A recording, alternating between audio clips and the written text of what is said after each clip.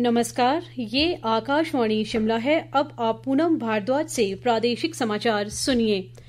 प्रधानमंत्री नरेंद्र मोदी ने ऑपरेशन सिंदूर पर राज्यसभा में बहस के दौरान केंद्रीय मंत्री जेपी नड्डा की ओर से स्पष्टता से सरकार का पक्ष रखने की सराहना की है। प्रधानमंत्री ने कहा कि केंद्र सरकार ने पहलगाम आतंकवादी हमले का पूरी दृढ़ता से जवाब दिया। इससे पहले राज्यसभा में ऑपरेशन सिंदूर पर बहस के दौरान संबोधित करते हुए सदन के नेता जगत प्रकाश नड्डा ने 2014 के पहले के दशक और 2014 के बाद के दशक के बीच साहसिक तुलना की और राष्ट्रीय सुरक्षा, सैन्य प्रतिक्रिया और राजनीतिक इच्छा शक्ति में भारत के मजबूत परिवर्तन की बात कही।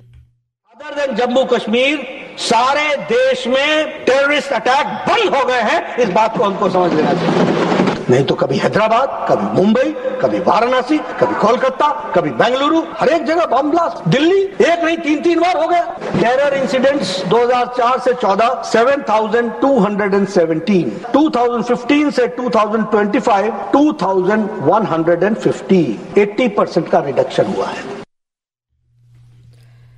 मुख्यमंत्री सुखविंदर सिंह सुक्खू की अध्यक्षता में 4 दिवसीय मंत्रिमंडल की बैठक का आज अंतिम दिन है। इस दौरान प्रदेश विधानसभा के मानसून सत्र की तारीख को लेकर आज अंतिम निर्णय लिए जाने की संभावना है। पिछले कल हुई मंत्रिमंडल की बैठक में इस संबंध में एक प्रेजेंटेशन दी गई और इस पर विस्तृत चर्चा भी हुई है। प्राकृतिक आपदा के बाद बागवानी व वानिकी कॉलेज थुनाग को स्थानांतरित करने के फैसले का छात्रों व अभिभावकों ने सरकार का समर्थन किया है। शिमला में पत्रकार वार्ता के दौरान अभिभावकों ने कहा कि उनकी मांग पर ही नाचन के लिए कॉलेज शिफ्ट किया गया है। उन्होंने बताया कि 30 जून की रात को भारी वर्षा के कारण आई बाढ़ से छात्र गंभीर रूप से प्रभावित हुए थे और उन्हें 2 दिन तक भोजन, पानी व अन्य जरूरी सुविधाओं की भारी कमी से जूझना पड़ा। आपदा के हालात इतने खराब थे कि 3 जुलाई को छात्रों को पैदल ही सुरक्षित स्थानों की ओर निकलना पड़ा।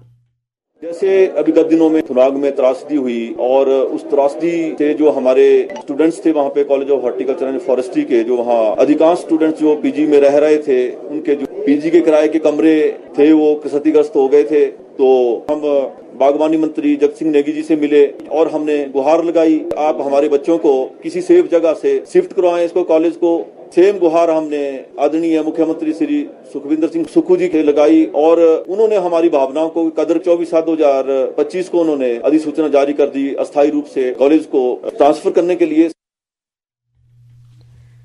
पद्म पुरस्कारों के लिए नामांकन और अनुशंसाओं की अंतिम तिथि 15 अगस्त तक बढ़ा दी गई है। पुरस्कारों के लिए नामांकन केवल राष्ट्रीय पुरस्कार पोर्टल पर ऑनलाइन प्राप्त किए जाएंगे। वर्ष 2026 के लिए पद्म पुरस्कारों की घोषणा गणतंत्र दिवस 2026 के अवसर पर की जाएगी। इन पुरस्कारों में पद्म विभूषण, पद्म भूषण और पद्मश्री सर्वोच्च नागरिक पुरस्कार शामिल हैं। ये पुरस्कार विशिष्ट कार्यों को मान्यता प्रदान करने के लिए सभी क्षेत्रों और विषयों में विशिष्ट व असाधारण उपलब्धियों और सेवाओं के लिए दिया जाता है।